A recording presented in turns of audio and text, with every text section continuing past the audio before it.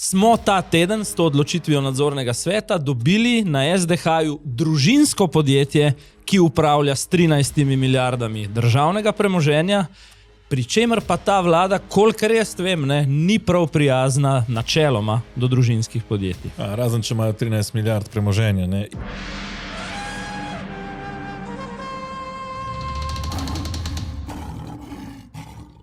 To je tedenski Safari podcast, ki ga spremljajo levi in desni, pa tudi levi in besni. Danes pa še posebej podrobno Gorenjka, Maner in Kraš. Živijo, Peter, jaz sicer ne vem zate, ampak meni decembra še posebej pašejo piškotki, ne? Tako da sva si danes umislila en tak domač začetek epizode, ne? Zdaj, kar se tiče definicije medija, jaz ne vem, a to 2025 v Sloveniji pomeni samo, da si predvidljivo Golobov ali predvidljivo Janšov. V razvidu medijev sicer smo, no? Ampak če je to pogoj, pol nismo mediji v najožjem pomenu te besede, ne? Mogoče ne ljudi ne zmede, no, to dejstvo, da smo upisani v razvid medij po tej logiki, ne? Zdaj še glede denarja, tisti sledi denarju, sem jaz tako razumel, da moramo spet malo pogledati, kaj se dogaja v Banja Luki, pa v Budimpešti. Ne vem. Ja, mene skrbi, no, zdaj, če bodo sledili vsem našim naročnikom, ne, to je že kar lepa številka kar ena masa ljudi že, ja. Tako to pomeni kup enega dela, pa tudi en tak poseg v svobodo, kar... Je pa res, da imamo zdaj šutarjev zakon, da je to malo lažji kot prej. Malo lažji, ne, šutarjev zakon, ampak ne začneva danes s šutarjem, ne, ampak če smo mi dva začela s piškotki, malo skledico piškotov, ne, smo lahko spremljali pravzaprav en candy shop, ki so ga pa pripravili za nekoga drugega. Predvidevam, da si že na najni prvi temi in to je 10 mesecev predčasno 4-letno podaljšanje mandata Žigi Debeljaku na SDH, ne? Poglejva nekaj odziva. Če pogledate, kdo so nadzorniki, ne samo gospod Bobinac, ampak tudi ostala dva, ugotovite, da vsi prihajajo iz istega gnezda. Jaz mislim celo več, da je v ozadju mogoče interes po privatizaciji ali pa delni privatizaciji kakšnega trgovca z električno energijo. To je ena skupina ljudi, tisti, ki smo blizu gospodarstvu, konec koncev sem tudi sam bil en čas del tega gospodarstva in delujem kot profesor na ta način. Mi vemo, da je to ena skupina, verjetno 20-30 ljudi v Sloveniji, ki je mrežno povezana in ki zagovarja in deluje v prvi vrsti za svojimi interesi, ne interesi države in davkoplačevalcev. Ampak kot kaže, je gospod Debeljak ugotovil, da gre to letalo, ki ga pilotira Robert Golob, pač proti strmoglavljenju. In si je nadejal za to že vnaprej, ne, zlato padalo. V tem konkretnem primeru prav gotovo gre za korupcijska tveganja. Jaz bi si celo upal reči, da gre za korupcijo. Je nekaj gnilega v tej korporativni Sloveniji. Nadaljuje se neka politizacija v korporativnem upravljanju. Zelo nenavadno je, da postopki stečejo 1 leto pred končanjem mandata. Zelo nenavadno je, da nimamo o tem pravzaprav nikakršnih informacij. No, pa je po sladkem začetku epizode cukor že padel dol, ne? Ja, zdaj glede tega, ne, privatizacije, kar je Jernej Vrtovec omenil v začetku tega kolaža, ne, spomnim se že pred 3 leti in pol, zgolj nekaj mesecev po volitvah oziroma po nastopu Golobove vlade, je naš urednik, ne, Rok Čakš, tedaj še urednik Domovine, ne, preroško bi lahko rekel, zapisal, da ima Robert Golob na funkciji premierja eno samo nalogo, ne, in sicer, mislim, z njegovega vidika eno samo nalogo, in sicer, da sprivatizira in si na novo postelje, torej nov nek elektroenergetsko semi-državno privatizirano podjetje. Mislim, naj ne bo nobenega dvoma, tudi z moje strani, da je ena od glavnih preokupacij Roberta Goloba 4 mesece pred volitvami, ki imajo seveda nek določen negotov razplet, ne, to na kakšen način in kdaj bi se lahko tudi sam vrnil v paradržavno energetiko, kjer mu je bilo postlano zlatom in milijoni že v preteklosti. In jaz bi tako rekel, če dela vse tole, ne, za Žigo Debeljaka 10 mesecev pred iztekom mandata, potem si šele lahko misliš, kako zgodaj je začel zase načrtovati zlato padalo v bistvu. Je pa res, da Žiga Debeljak je del morda tudi načrtovanja zlatega padala za Goloba, vendarle kot predsednik uprave SDH-ja ima precejšen vpliv na ravno to paradržavno gospodarstvo. Ja, če odpreva dodatne vidike te odločitve nadzornikov SDH-ja, seveda je cilj, da ima ta politična garnitura, ki zdaj vlada skoraj 4 leta, do zadnjega dneva, tudi ko bo že nova vlada morda, vpliv na kadrovanje preko sponzorskih, donatorskih in raznih drugih pogodb, pa seveda tudi vpliv na medije. Ta je mogoče še bolj pomemben. Ne? Zdaj, off the record, ima Žiga Debeljak v pogodbi zapisanih 6 plač odpravnine. Glede na to, da so približno znani gabariti te plače javno, se morajo biti, ne? Sami nam pa tega gotovo ne bi povedali, je to 6x16 000 evrov oziroma slabih 100 000, ko in če se neka garnitura odloči, da ima Žiga Debeljaka dovolj. Pa še tole, ne?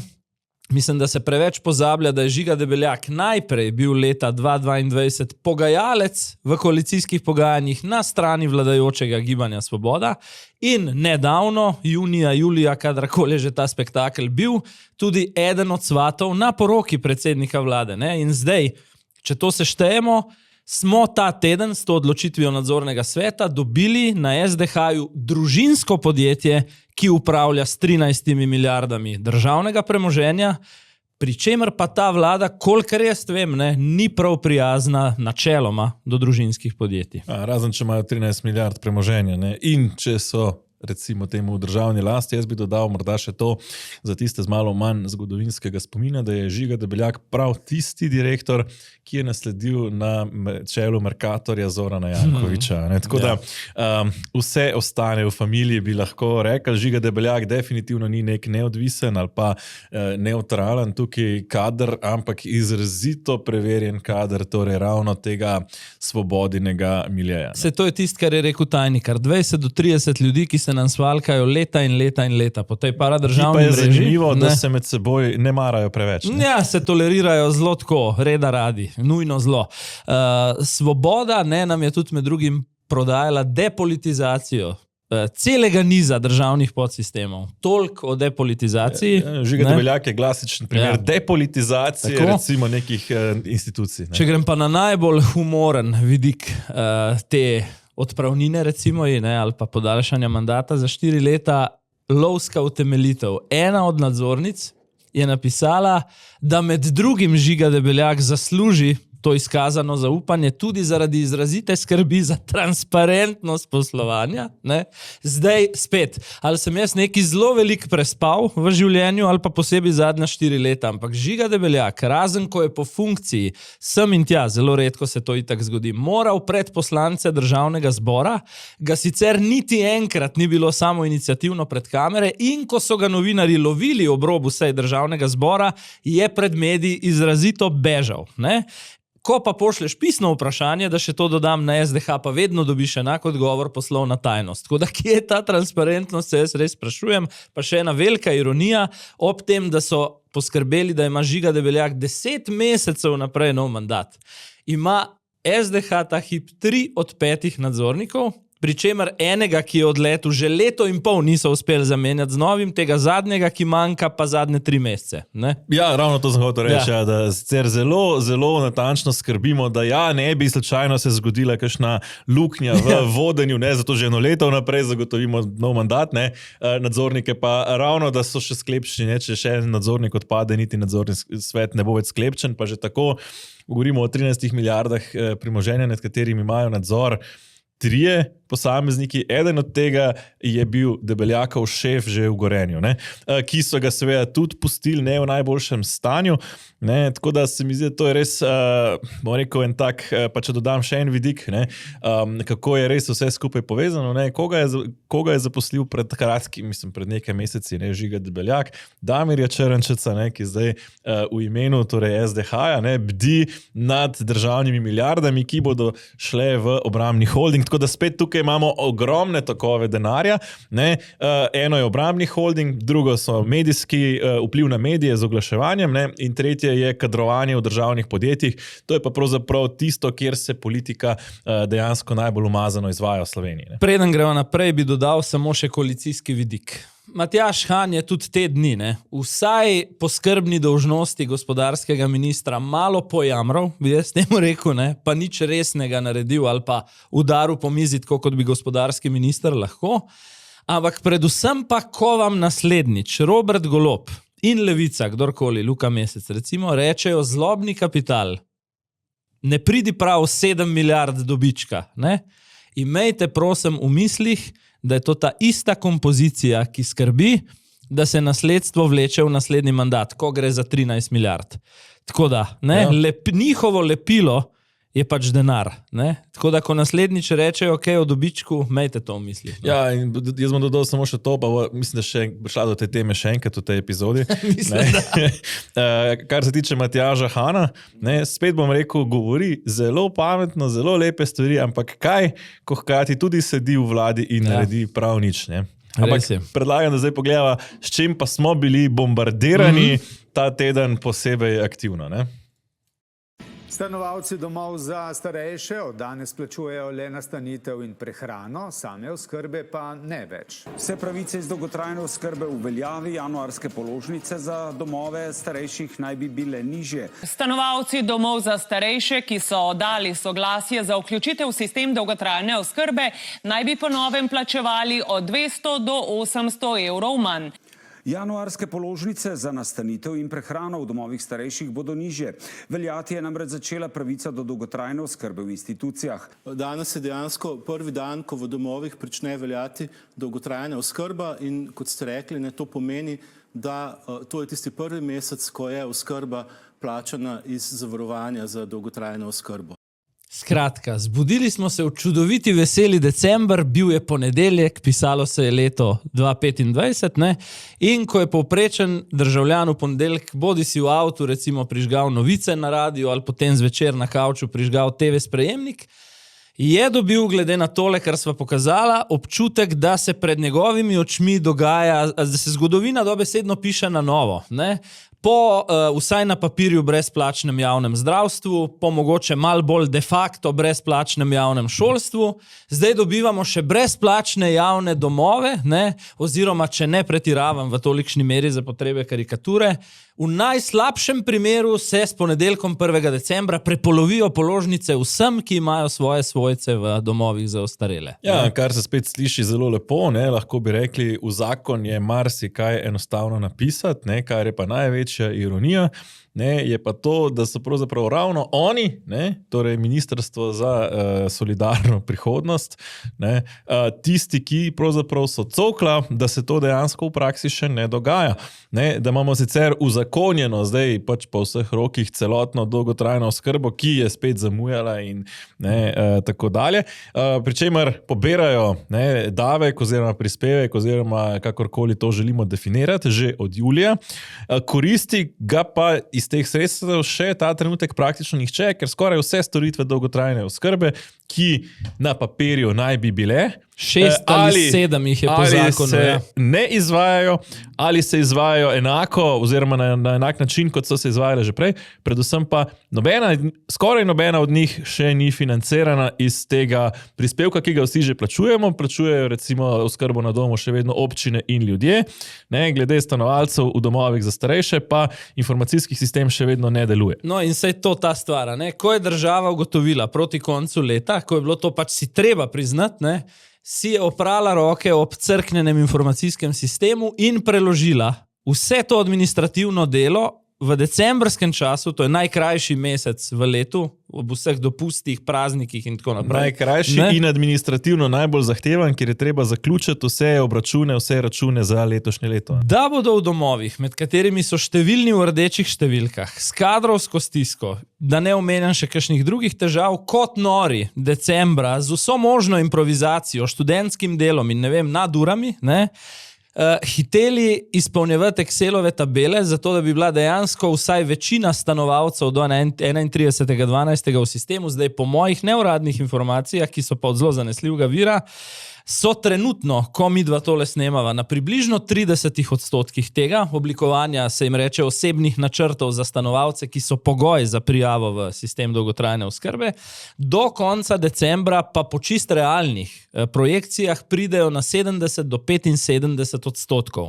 Če povem zdaj nekaj, kar predvolilno absolutno tej falangi ne bo pasal, 1. januarja grem staviti, da bo 6 do 7 tisoč ljudi, ki stanujejo, 22 tisoč ljudi v Sloveniji biva trenutno v domovih, 6 do 7 tisoč ljudi bo imelo enake položnice, kot jih ima do zdaj. No, omenjaš 30%, ne zanima me, sem jaz delal analizo v ponedeljek, preveril malo na terenu, v enem izmed konkretnih domov so mi povedali, da pravzaprav še nobeden od njihovih stanovalcev nima tega osebnega načrta sklenjenega, da imajo sicer oni na njihovi strani vse pripravljeno, celo simulirane osebne načrte so že izvajali, ne morejo pa nobenega konkretno še, oziroma vsaj 1. decembra ga še niso mogli, ker informacijski sistem Ministrstva za solidarno prihodnost, kamor bi to vnašali, ne deluje in ker še nimajo torej konkretnih odločb za njihove stanovalce. To pomeni, da v tem konkretnem domu noben stanovalc na dan 1.12. še ni imel osebnega načrta.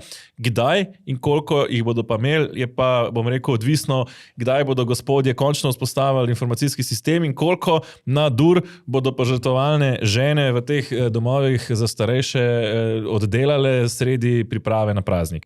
Lahko utemeljeno na podatkih rečeva, da reforma definitivno ni uspela, da še vedno ostaja na mizi tista obljuba, da bo Maljevac po 1. decembru šel, ki jo je dal Golob, da je pa propaganda uspela in v tem sklopu bi pogledal še en video. Luka Mesec je bil minule dni očitno v Zagrebu, kjer je za sestrsko stranko Možemo na Hrvaškem posnel en kratek videospot. Ja, pogledajmo. Sada ja, što se meni sviđa kod Levice i što ste napravili u svojoj vladi. Najboljša stvar, ki je po mnom mnjenju naredila Levica, je da ste ustanovili Ministarstvo za solidarnu prihodnost. Tako je. I tako ste zgnali 3 stvari. Javno gradno stanovanje, isto nešto što mi želimo raditi u Hrvatskoj, lasničke zadruge delavcev, in sistem dolgotrajne oskrbe. Ja? Dobro smo to naučili. Okay. Da. Zdaj, moja prva misel, ko pogledam tole, je, da je bilo očitno resnega opinion makerja, ki bi pohvalil delovanje oziroma nedelovanje dolgotrajne oskrbe v Sloveniji nemogoče najti in je zato Luka Mesec iskal širše v Zagrebu na Hrvaškem, ampak po drugi strani, če gledam komunikacijsko, kdo za vraga pa verjame na pamet naučeni hrvaški političarki, da sploh ve, kaj točno dolgotrajna oskrba v zakonu predvideva in predvsem, kako ne deluje v praksi. Mislim, Luka je pohvalil, da se je dobro naučila. Ja, da sta vadila. Dobro sva zvadila, je rekel. Ne. Z vami odkrivamo nove svetove neverjetnih možnosti. Smo več kot omrežje, smo skupnost, povezani. Naj vas v prihodnost popelje premijski paket Oranžni King z vsem, kar potrebujete. Prvo leto po akcijski ceni. T2. Pripravljeni na prihodnost.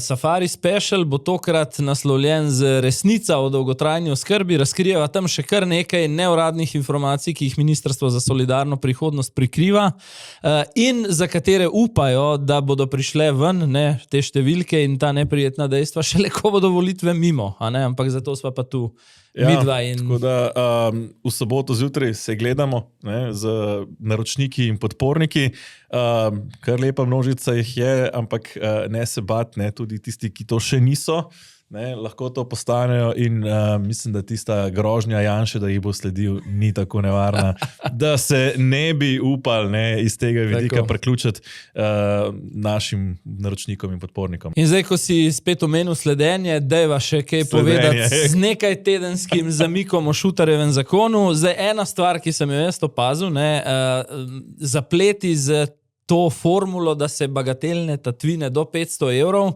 prevedejo v prekrške. Seveda je bil namen, to že priznajmo dober, ne, ker se kazenski postopki preko tožilstva, policije, sodišč leta in leta pri nas pač v praksi vlečejo. Namen je bil, da je to hitreje. V praksi je pa zdaj v bistvu možno zračunati, da če se neka tolpa organizira, organizirani ulični kriminal po vzoru tujih velih mest, lahko zračuna, da okolikor, na Čopovi v Ljubljani žepari poberejo za 5,000, 10,000 evrov blaga tedensko, bojo pač rade volje plačali globo, ki je najvišja 1,500 evrov. In za nazaj, kar tudi vidim velik problem pravne države, tožilstvo in sodišča so množično začela ugašati za nazaj kazenske postopke, ki so bile uvedeni za male tatvine, kar je pa tudi problem. Veš, kako uspešno vlada skrajšuje čakalne vrste v sodstvu. V zaporih. Ja. Ampak ni samo to, ena stvar je torej to, kar si že omenil. Zdaj, spet smo tukaj, narejeno z dobrim namenom. Kaj je ideja tega pretvorbe kaznivih dejanj, bagatelnih kaznivih dejanj v prekrške? Da lahko zadevo obravnava direktno, neposredno policija in je obravnavana potem bistveno hitreje, ne da gre zdaj vse skupaj na tožilstvo in sodišče in se vleče pač po sodiščih dolgo časa. To je po eni strani sicer čist simpatična ideja, morda, ampak kot rečeno, prvič, tisti, ki so zdaj že na tožilstvu, torej ugašajo njihovi postopki, torej ne bodo kaznovani. Policija po drugi strani opozarja, da ni bila absolutno nič pripravljena na to, da to ni bilo narejeno v posvetovanju z njo in da policisti za to pač niso primerno usposobljeni, in vlada odgovarja na to, se jim bomo dali pisna navodila, kar so, mislim, v policijskem sindikatu ta teden zelo slikovito povedali, češ, kaj ne zdaj aretiramo človeka, pa zraven z mapco gledamo točno, kaj moramo zdaj z njim početi. Sej vem, da tudi malo pretiravajo, pa vendar. Hočem reči, da to, ne berejo vsi tako dobro kot novi notranji minister. Ko se stvari delajo na vrat na nos, pač je to enostavno problem. In zato je problem, da se v tej državi sprejema zakone po nujnem postopku, po skrajšanem postopku, namesto da bi se pač o konkretnih rešitvah konkretno pogovarjali, v tem kontekstu spoznali vse težave in dali dovolj časa vsem pristojnim institucijam, da se na nove postopke tudi pripravijo. Tega pa ta trenutek ni. Druga stvar je pa to, da smo imeli ravno ob uveljavitvi Šutarjevega zakona kar hud incident, spet romsko nasilje in tokrat tam, kjer vlada ves čas poudarja, da so odnosi zgledni in da ga ni. Ja, v Prekmurju. To je bilo ta teden kar bizarno. To je bila mal karma. To je ko posmeh pravzaprav Šutarjevemu zakonu. Je bila v Beltincih je bil nek koncert v diskoteki, kjer so lokalni Romi, sicer menda tudi problematični, konkretno ta družina, ni to zdaj vsi prekmurski Romi, ta konkretna družina pa, so nadlegovali udeležence koncerta, varnostnik jih je prišel opomniti, naj ne nadleguje ljudi, oni so šli za njim, ga pretepali, mahnili s flašo po glavi, z rokavicami, z železnimi členki, menda tudi se je vnel pretep in ne samo to, ko so tega varnostnika odpeljali na zdravljenje v bolnišnico Murska Sobota na šivanje glave, ker je bil mahnen z flašo po glavi, so ti Romi sledili in naredili incident še v bolnišnici Murska Sobota, tako da je dejansko policija mogla posredovati še enkrat. In že tle se sprašujem, kako ob vseh teh novih pristojnostih policija ni mogla bolj uspešno ukrepati že v samih Beltincih, da so mogli še enkrat posredovati v Murski Soboti v Bolnici. In to je simbolno izjemno pomembno vprašanje, ki se ga odprl. Zakaj? Nasilje se seveda ne konča zato, ker se je vlada odločila napisati nek nov zakon. Konča se, ko država s celim svojim podsistemom pokaže na terenu, da misli resno. In vlada je zdaj zakon razglasila kot pomembno prelomnico, na terenu gledamo pa isto zgodbo. Strah, incidenti in neučinkovitost pregona. In tu imava spet usporednico s prejšnjo točko z dolgotrajno oskrbo, to je PR namesto rezultatov.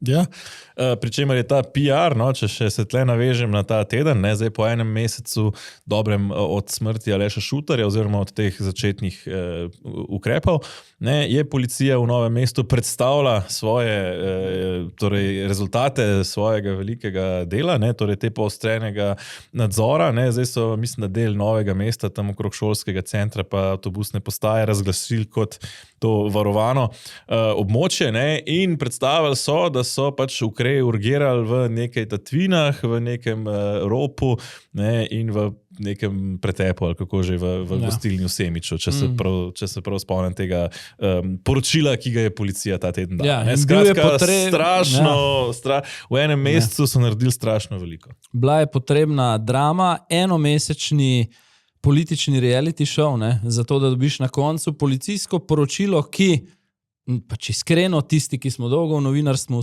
smo približno toliko bogata poročila dobivali tudi prej na e-mail z različnih policijskih uprav po Sloveniji. Ne? Tako da, zdaj greva k nekomu, ki ni brez izkušenj oziroma obratno, ima bogate izkušnje s to romsko problematiko iz nasiljem iz Kočevja. Govoriva seveda o Vladimirju Prebiliču. In ne vem, jaz bi rekel temu nadzorovanem ugašanju njegovega samostojnega političnega projekta. On zagotavlja, da temu ni tako. Seveda tega ne more reči na glas. Skratka, zakaj gre? 4 mesece pred volitvami naj bi Matjaž Han poklical Vladimirja Prebiliča in ga vprašal, kaj meni o morebitnem skupnem nastopu na volitvah. Moj prvi komentar, da sem kratek v iztočnici, SD tu rešuje mandate. Prve ankete so takoj pokazale, da obstaja korelacija med prerodom in padanjem podpore SD-ju.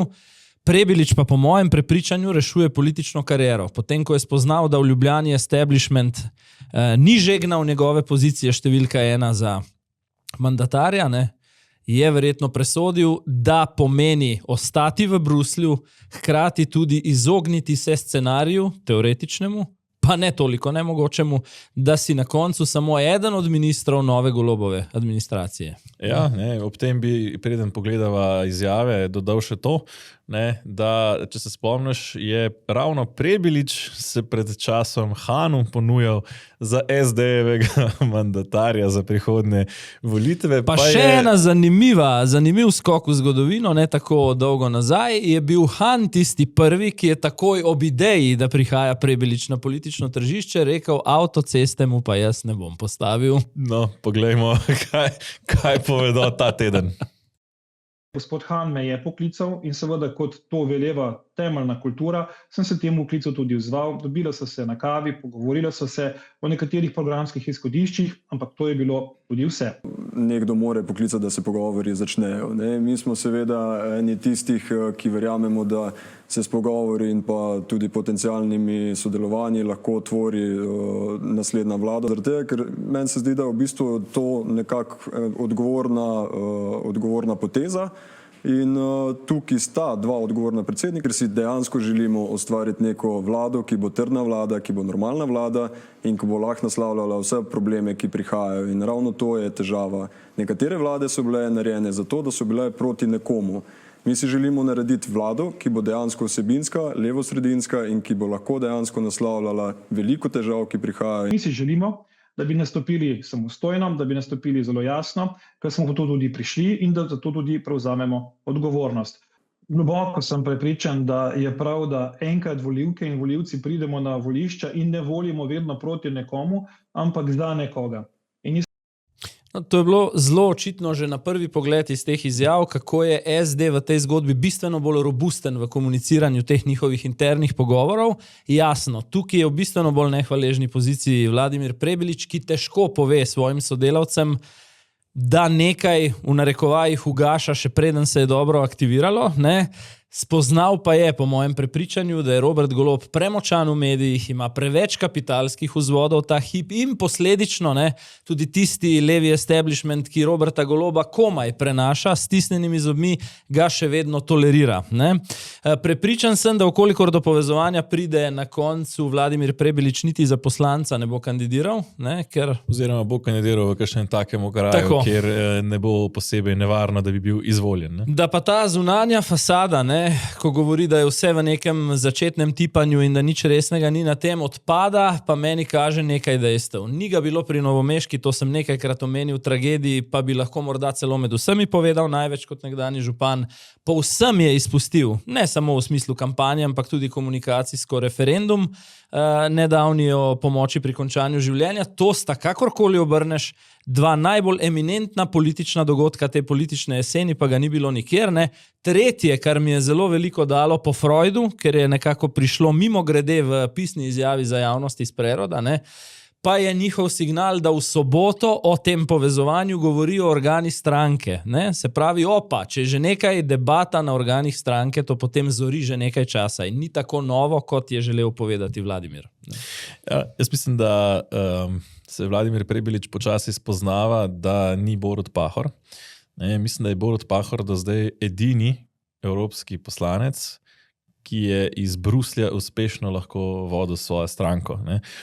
Borut Pahor je takrat, mislim, da leta 2004 kandidiral na zadnjem mestu, češ da bi podprl listo socialnih demokratov takrat za evropske volitve in bil iz zadnjega mesta s preferenčnimi glasovi izvoljen v Bruselj in iz Bruslja potem uspešno peljal stranko na naslednje volitve.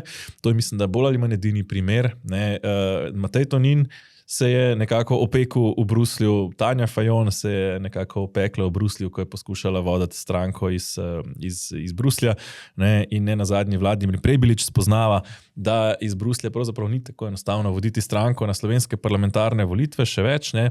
Hkrati se Vladimir Prebilič znajde v taki osebni, težki situaciji, dilemi, ne, v kateri se mora odločiti, ali bo res zapustil udoben bruselski bazenček z 3x, 4x, 5x višjo plačo, ne, kot jo bo imel, ko bo recimo ali minister, ali poslanec, ali celo, če bi bil predsednik vlade, kar sicer ne bo, ne, zelo verjetno, ampak konec koncev, ne, za bistveno teže delo, bistveno več nekega medijskega blatenja, kot če je lepo udobno v Bruslju. Zdaj, če gledava še komu stvar ustreza, recimo, ne, ustreza Milanu Kučanu, ki je to javno pozdravil povezovanje, ne, takoj, prvi dan po razkritju, ustreza Zoranu Jankoviću, ki je hierarhično nadrejen aktualni vladi, ustreza absolutno Robertu Golobu, ki je ves čas dajal signale Prebiliču naj se malo umiri, ne, takrat, ko ga je kritiziral na točki KPK, in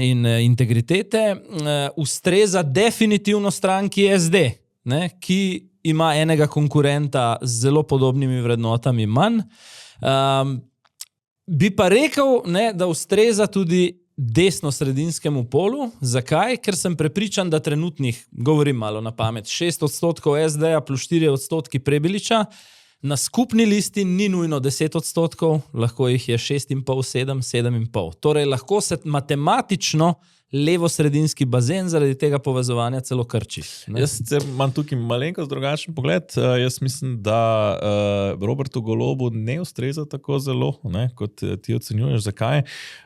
Vendarle je trenutno pač Robert Golob močno prvi na javnomnenjskih poizvedbah, ne, ki kažejo, da je Prebilič tik na pragu vstopa v parlament, ne, kar pomeni, da če bi združili moči SD in Prebilič, ki so vsi med sabo sicer bolj moralni, precej kompatibilni, vendarle Prebilič je ne nazadnje bil član v preteklosti SD-ja, tudi kadri okoli Prebiliča so nekako ti bolj zmerno levi, ne tako zelo večinoma, ne tako zelo radikalno, z izjemo pač mogoče parih posameznikov. In tudi SD se v zadnjem času poskuša brendirati kot bolj normalna, bolj zmerna, bolj racionalna tudi stranka in je več kot očitno v tej vladi vedno manj udobno. Ne?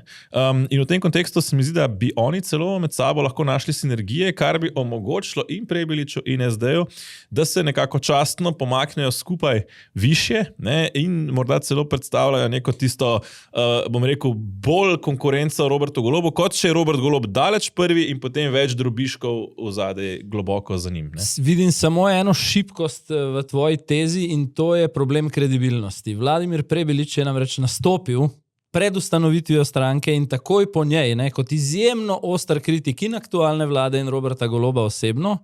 In tisto, kar volivci po mojem bodo vendarle imeli tudi na volilno nedeljo v mislih, kako zdaj, ne, sodeluješ stranko, ki 4 leta tiho, bolj ali manj tiho, drži svečo Robertu Golobu. No, to je vsekako res, to s tema težave recimo tudi Luka Goršek, ne, ki sicer zadnje čase zelo korektno, zelo pametno nastopa, ne, težava ima samo v tem, ne, da nastopa v imenu stranke, ki je zadnja 3 leta in pol v vladi, ne, s katero pravzaprav več kot očitno ni zares zadovoljna. No, to je ena stvar, druga stvar, ki jo pa vidim kot težava, pa je... Jaz, kolikor vem, Luka Goršek tudi za stranko SD ni preveč zadovoljen. Tako da. In drugo, Prebilič ima za sabo neko ekipo, ki ima ambicije.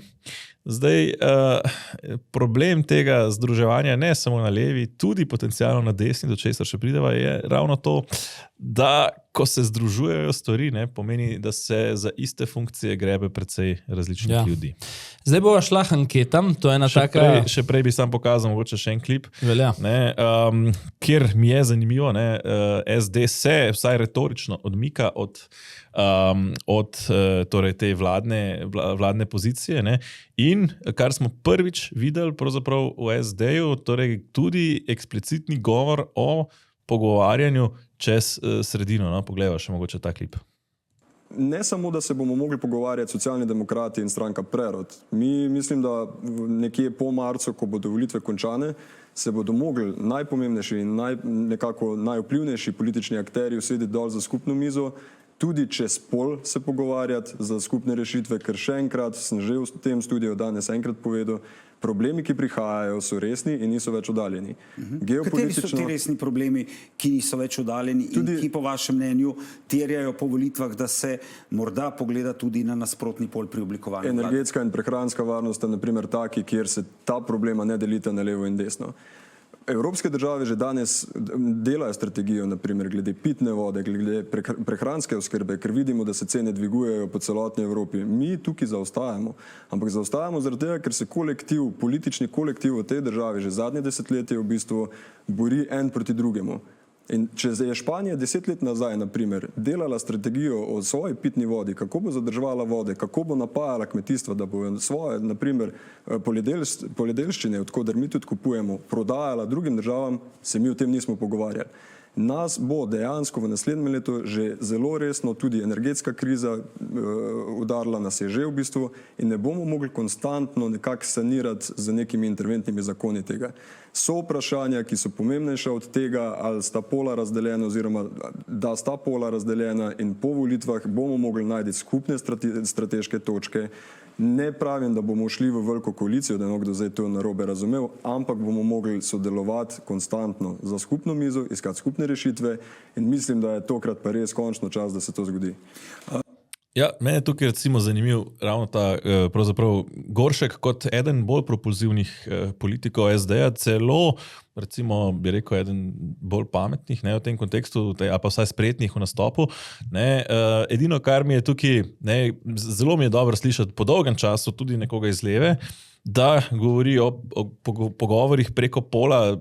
Ne pričakujem velike koalicije, ampak že saj to, da bi se pogovarjali, kar je bilo v tem mandatu praktično, če ni šlo ravno za neke zelo parcialne interese, ko so se ljudje povezovali, ni tega povezovanja na načelni ravni bilo. Se mi zdi pa, da govori Goršek, kot da bi govoril iz opozicije, kar se pa sprašujem, ali bodo ljudje kupili to novo narativo SD-ja, ki nastopa dobesedno, kot da so bili zadnja 4, kar po en strani so sicer v tej Golobovi vladi malo tudi bili, ker so bili vsaj že v zadnji polovici mandata precej potisnjeni na rob, pa vendar.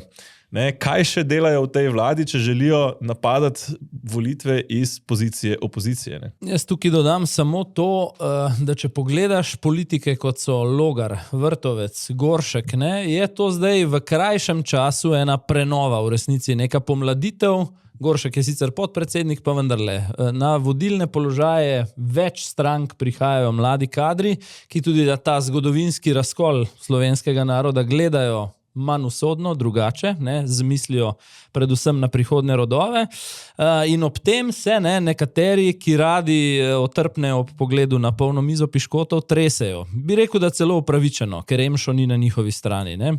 In zdaj pa še na eni temi, ki je tipično piškotarska, in to so javnomnenjske raziskave v Sloveniji oziroma ankete, kot jim rečemo po domače. Zdaj ta teden je razburila posebej ena. Ušel je eden od slajdov, posnetek zaslona. Več njih, več vprašanj, ampak ne vse. Predvsem eno vprašanje je razburilo in to je, kaj vas moti pri Janezu Janši, če malo poenostavim, in kaj vam je všeč pri Robertu Golobu. To je na svojem X profilu objavil predsednik SDS-a Janez Janša. Zdaj, jaz bi samo nastavil moj okvir takole. prva točka gre pri agencijah, Nina Media, Valicon, Mediana in tako naprej, za zasebna podjetja in zasebne zavode, kakorkoli je kdo organiziran. In tukaj je treba ločiti dve stvari. Ko gre za javnomnenjske meritve, ki jih objavljajo največji mediji v tej državi, ki so deloma, bodimo iskreni, namenjene tudi ustvarjanju, ne samo merjenju javnega mnenja, so ob poslovnem, po mojem prepričanju, zavezani ti zasebniki tudi javnemu interesu, predvsem v delu, da so njihove ankete metodološko čiste. Kaj s tem mislim? Nezavajajoča vprašanja, poimenovane vse stranke, da ni kakšna namenoma izpuščena, to še bova zelo hmalu o tem, ali da so korektno poimenovane. Torej, da ni eno Demokrati Anžeta Logarja, drugo pa samo Prerod, brez Vladimirja Prebiliča. Ne? Ko gre za interne raziskave, ki jih pri njih naročajo ali poslovni subjekti ali pa posamezne politične stranke, pa absolutno, po mojem mnenju, nimajo nobene dolžnosti, da komurkoli pojasnjujejo, zakaj to počnejo in kaj točno in kako sprašujejo. Ne? In da dodam samo še to, po mojih informacijah, viru popolnoma zaupam, je naročnik, ne nujno plačnik, ker tega ne vem, kdo je bil, ampak stvar je bila naročena za Demokrate, torej za tem vprašanjem, kaj je dobro pri Golobu in slabo pri Janši, stoji Anže Logar. To upam javno povedati, že s tem jamčim za kredibilnost informacije. No, jaz bi tle dodal, da je Anže Logar očitno potem da to že vemo, no, da je spraševal tudi, kaj vam je všeč pri Janezu Janši in kaj vas moti pri Robertu Golobu. Ne, rekel bi tle dvoje, ne, oziroma bi se navezal na to, kar si ti rekel. Ne. Ko gre za anketo, je ključno pač, kaj je namen te ankete, torej kaj želi z njo naročnik narediti. Če gre za anketo, kjer stranka pač analizira, kaj bo nagovarjala za volitve in je to itak neka anketa, ki ni objavljena, zaradi mene ne sprašujejo, kar hočejo. Ne? Tudi ko mediji sprašujejo, pravzaprav je njihova stvar, kaj sprašujejo, problem je pa v tem, da mediji, ki se želijo pokazati kot neodvisni, v bistvu ravno s tem, kako sprašujejo, kakšne ankete delajo, pravzaprav kažejo to svojo odvisnost. Ne? Ja, res je. No, tisto, kjer pa jaz zdaj vidim problem, pa je novembrska anketa Nina Medije za Dnevnik in Večer, ki je bila časovno pred tem merjenjem, ki naj bi ga naročili Demokrati. In zdaj, če pogledamo stvar, vse ankete v novembru, to sem seveda ročno preveril, so merile stranko Prerod, ki je ustanovljena nekaj od sredine oktobra. A kje vidiš na tej skali od Nina Medije Prerod? Ali pa Prerod Vladimirja Prebiliča? Nikjer. Imaš pa en drug stolpec z drugo, 8%, kjer je skrit naš Vlado in Maha. Ne? In kaj je to posledično povzročilo? Ne? Prvič je na tej anketi relativno najviše zmerjena stranka SD, ker ji Vladimir Prebilič jemlje. Ne? In drugo, mislim, da ta mesec ni bilo ankete, ki bi više namerila Demokrate Anžeta Logarja. Ne? Zdaj, ukolikor je taka anketa, recimo v narekovajih, uslugo nekomu, ki potem 14 dni kasneje naroči še za nekaj tisoč evrov raziskav, je pa to težava. Ne? No, nekaj 10 tisoč bi celo rekel, glede na obsežnost raziskave, ki jo je imel Anže Logar naročeno, ne, pa kolikor poznam biznis, torej anketarjenja. Je pa še to, no, se pravi, če bi bil urednik ali pa direktor na Večeru in Dnevniku, bi ta trenutek pravzaprav vprašal Nina Medijo, pozdravil, oziroma bi že iskal ponudbe konkurenčnih javnomnenjskih agencij za decembrske ankete. Če je bil v tej zgodbi kdo izkoriščen, sta bila dejansko medija, ki sta na koncu to objavila. To drži, pri čemer pa, to pa je treba dodati, kot naročniki, so tudi tisti, ki bi prvi morali pogledati končni izdelek in reči topa. S tem, da Vladimirja Prebiliča ni gor, se ne strinjamo, naredite še enkrat. Ja, oziroma pač naredili ste slabo. Ja, tako. Torej niste naredili tega, kar smo naročili. Zdaj vprašanje je pa, če Večer in Dnevnik prvič sploh veste, kaj naročata, sploh znate naročiti, in kot tretje, če nimata sama kakšnega dodatnega interesa tukaj, ki pa o njem ne bi špekuliral. Bil sem tako dolgo v slovenskih medijih, da lahko z gotovostjo trdim, da ni vedno vse v zaroti, ampak ogromno tudi v neznanju. Ja, zdaj, mislim, da lahko glede Anžeta Logarja rečeva še kakšno o konturah, zgodah in nezgodah njegove predvolilne kampanje, pa pogledava en videoklip. Ja, pa dajva, no.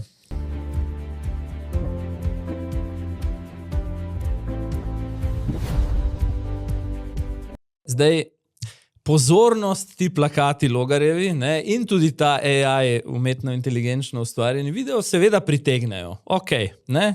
Se mi pa zdi, ko to gledam, pa probam gledati malo manj skozi oči političnega komentatorja, pa malo bolj običajnega državljana, se mi zdi, da je tenka meja med nekom, ki obljublja, da bo razbil duopol, in nekom, ki ga s temi potezami celo nevede krepi, o čem govorim.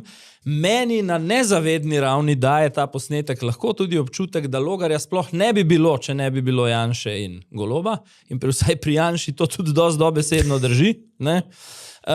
Ali celo, ne, še huje, da demokrati ne bi imeli nobenega smisla za svoj obstoj, če ne bi bilo teh likov na levi in na desni, ne. Ja. Kar po mojem pa ni najboljše sporočilo pred volitvami. Ne? Ni, ne nazadnje, tudi se mi zdi, da in Logar in Prebilič oba nekako živita v enih težavah, namreč mislim, da sta se oba nadejala, da bosta požela več pozornosti in tudi več podpore.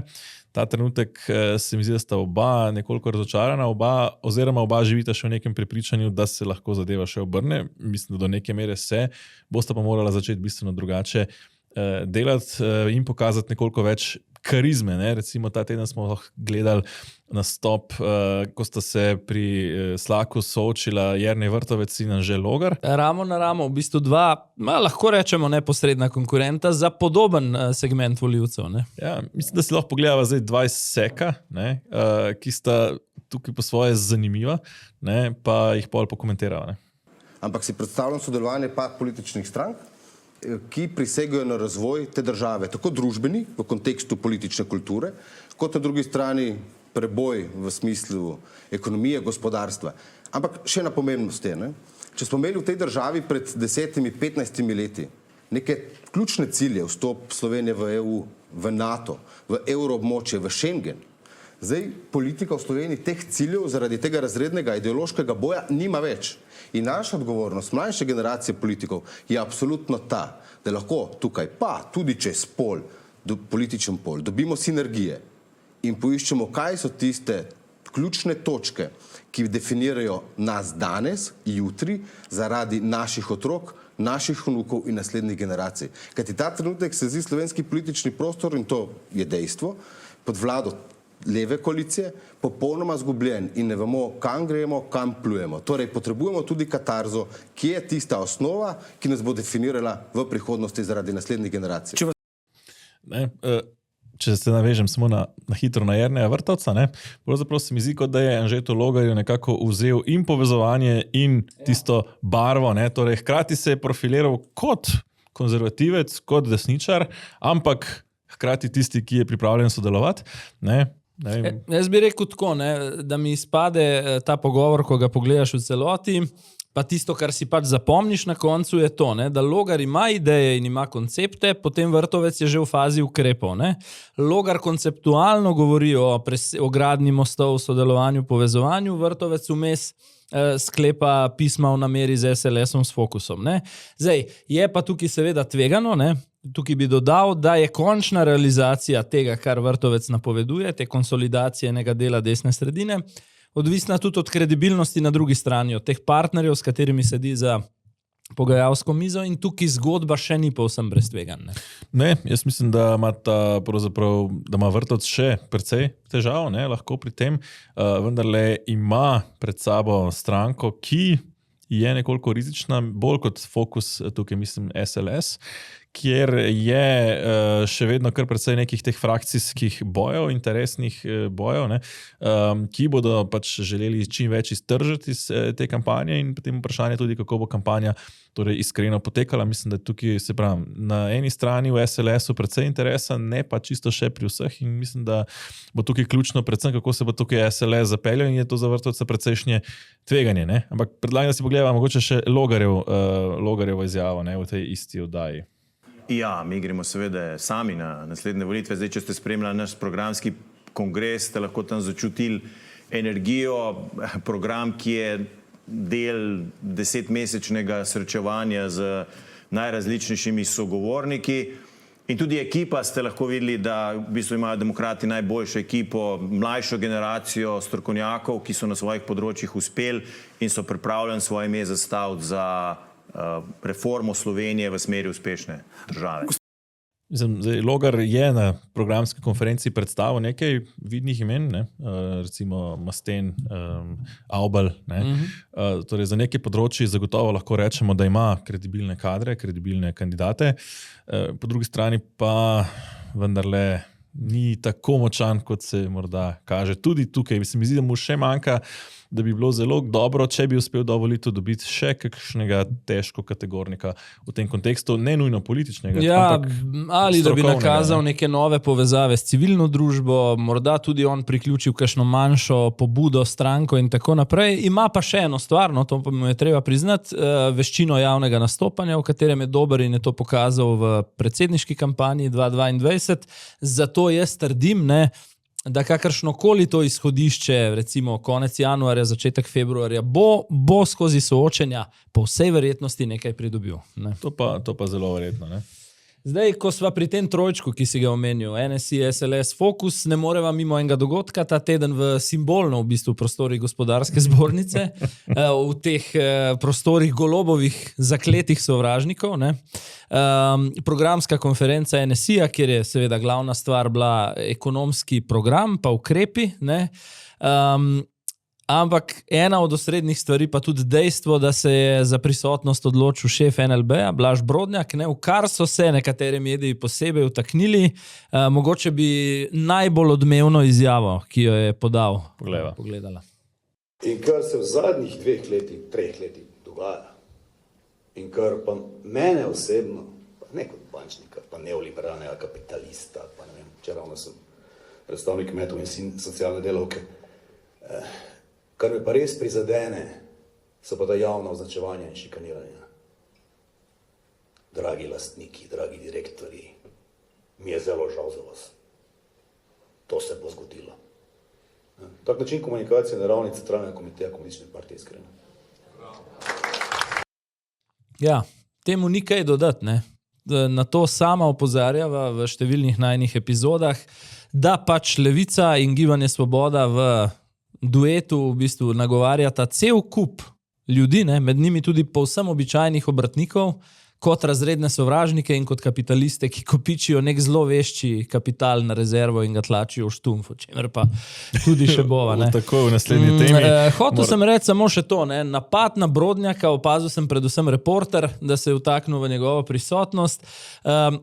Boljko Vrtovec želi ekonomski program Nove Slovenije prevesti v jezik običajnih ljudi. Sam Jernej Vrtovec pogosto omenja obrtnike, frizerke, mesarje in podobno, ne, v jezik običajnega Slovenca, se pravi, koliko neto mu ostane v denarnici, tem bolj se, ne, Golobovo omrežje trudi preko kritike Brodnjaku ustvariti kontravtis, da gre NSI še vedno samo za elito, ne, in ne za povprečnega Slovenca.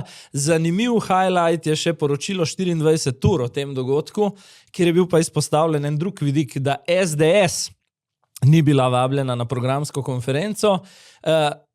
Taktika uredništva je bila verjetno netenje nekega notranjega konflikta na desnici, zakaj torej SDS ni vabljen, izpadlo pa ni slabo, ne? Ker ob tem, da se stranka pod Vrtovcem zelo jasno pozicionira konzervativno in desno-sredinsko, takšne stvari gradijo njeno samostojnost do največje stranke na polu. Ne? Ja, jaz bi dodal samo še to, no, da s tem, ko je Brodnjak pravzaprav dvignil nek nivo te programske konference, vendarle Brodnjak ni kdorkoli, ne, in je eden redkih, ki se v javnosti tudi upa izpostaviti, recimo iz te podjetniško-poslovne sfere.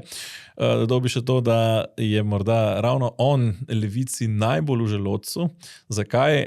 Namreč NLB je vedno skozi zgodovino bila bankomat leve politike in vedno bila vodena slabo. Ne? Zdaj, odkar je pa nekoliko bolj privatna in odkar jo vodi Brodnjak, pa je v bistveno manjši meri, če sploh, ne?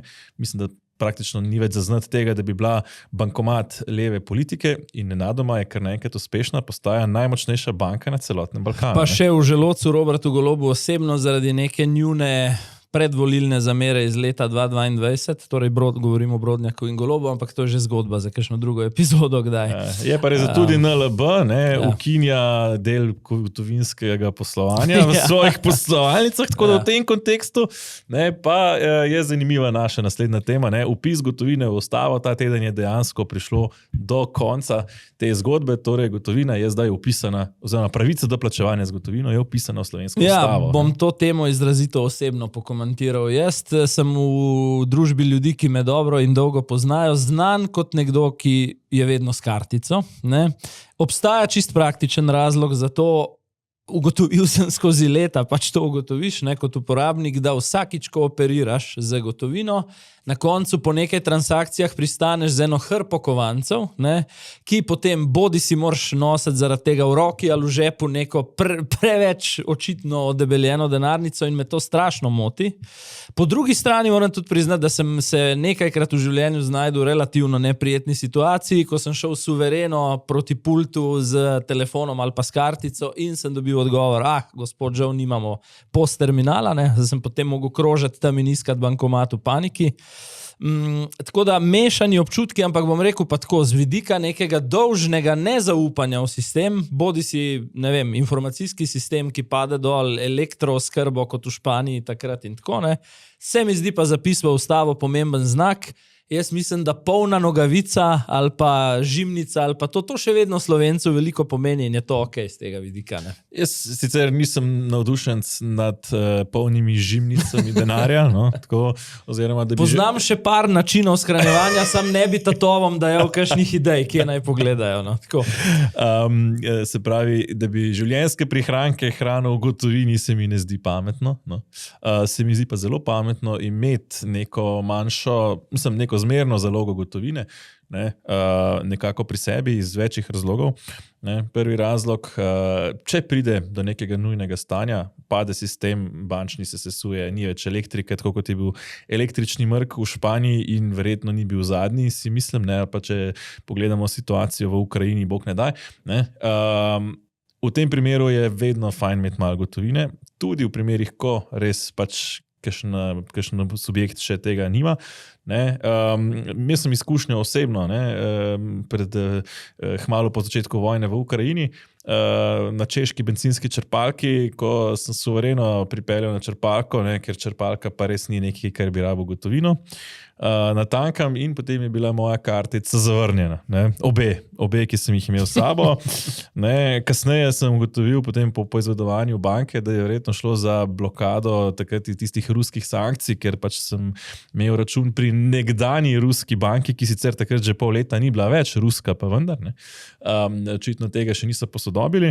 In v takih situacijah pa sem vedno vesel, če imam kaj gotovine, zato da lahko pač se kje znajdem in ne nazadnje, kar mi je pa najbolj pomembno pri tem, se mi zdi pa ključno, da gotovina ostane, ker ne glede na vse črne trge in omogočanje sive ekonomije, je to tisti način plačila, ki prvič nima provizije, torej če mi dva izmenjujeva gotovino, ohranjava vrednost, če bova si flikala oziroma si nakazovala, bo s časoma prišlo do teh provizij in mi daje to svobodo, da lahko nekdo ne nadzoruje tega, kaj jaz počnem. Ne nazadnje, spomnimo se tovornjakarjev, ki so protestirali v času covida, ki so jim zamrznili transakcijske račune.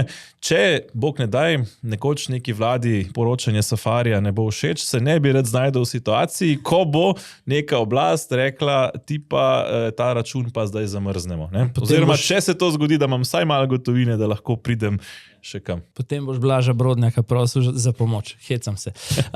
En vidik je še dober, izkusil sem ga na lastni koži, ko ti sredi vikenda v soboto popoldan začne nekaj teč, ti stesnila na pipi ali se pokvari pralni stroj, takrat je tudi fino imeti kaj pri sebi.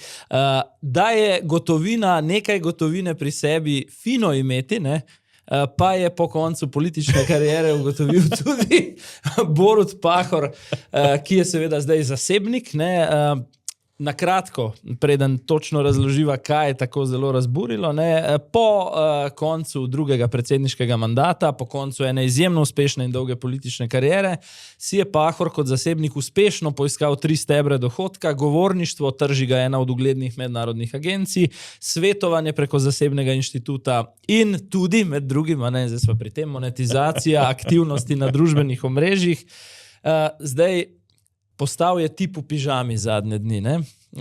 Vita Pur, Svilanit ga je najel za tale oglas. Jaz veliko o oglasu ne bom, tudi napisal sem članek na portalu zanima.me, koga res podrobneje to zanima. Izpostavil bi 2 najbolj očitna vidika. Eden je, da ko dolgoletni politik, sploh tako ugleden, bivši predsednik republike 2-kratni, postane samo še tip v pižami in javnost si vedno rada zapomni tisto zadnjo sliko nekoga, ne? Potem to ne vpliva dobro ne na funkcijo, na dostojanstvo funkcije, niti na zasebno poslovno pot, domnevam. To bo morda Borut Pahor še videl, ne? Po drugi strani nam je pa pokazal s tem ekscesom, recimo mu, ne, tudi eno sliko, ki jo po mojem kolektivno Slovenci v ogledalu nismo želeli videti, in to je, ne, da imamo že za trajanje mandata do predsednika republike tako zaničujoč odnos, da ga relativno kmalu po koncu pustimo golega in bosega na prostem trgu. Potem pa kdor kako zna. Borut Pahor pač zna tudi tako. Ja, preden jaz dam svoj komentar, predlagam, da pogledamo še en zelo kritičen komentar na to dogajanje. Zdi se, da pod to pretvezo, da monetizira svoje zasebno življenje, počne karkoli in niža vse standarde dostojnega v svojem ravnanju. To pomeni, da v tem hipu celo na nek način pornificira svoje ravnanje. Očitno Pahorju ni težko sodelovati pri nečem, čemur pravimo v teoriji objektifikacije ženskega telesa. Kakšne visoko leteče besede, ne? Pornifikacija. Objektifikacija ženskega telesa in tako dalje. Jaz bi rekel to, jaz na njegovem mestu bi zelo dobro premislil, v kakšnem oglasu bi se znašel in v kakšnem ne. Skratka, pojedu piškot ali 2, preden se odločiš, ne? Bi rekel, da je mejno, ni ravno mainstream, ne vem, če si želim gledati slike nekdanjega predsednika v pižami. Po drugi strani pa je res, da pač Slovenci smo tako zelo mačehovski do funkcij kot takih, ne? In zato posledično tudi pogosto na teh funkcijah imamo ljudi, ki jih imamo. Ne? Ja, to si zelo dobro povedal. Je pa res to, no, da mi je pa bizarno poslušati razne komentatorje, ne, o objektifikaciji ženskega telesa in o pornifikaciji. Mislim, da pač ženske, vemo, so, ne, pač se jih uporablja za reklame, zato, ker deluje. Tudi dama, ne, ki je pristala v objemu bivšega državnika, je bila za to honorirana in je na to pristala. Ne. Mislim, sem prepričan, da ni proti svoji volji tukaj slikana, ne, in ne nazadnje, mislim, da ni vsaka stvar, ki se nanaša na ženske, še objektifikacija in ne vem, kakšna diskriminacija žensk. Pač ženske in moški smo si različni, imamo različne lastnosti in tudi pač različno lahko uporabljamo te svoje lastnosti v svoj prid. Eden od komentarjev, hujših v bistvu, ki sem jih slišal na to, je, da se je Borut Pahor spustil na nivo Tine Gaber. Ne? In to je mogoče najin sklep te epizode, zakaj gre.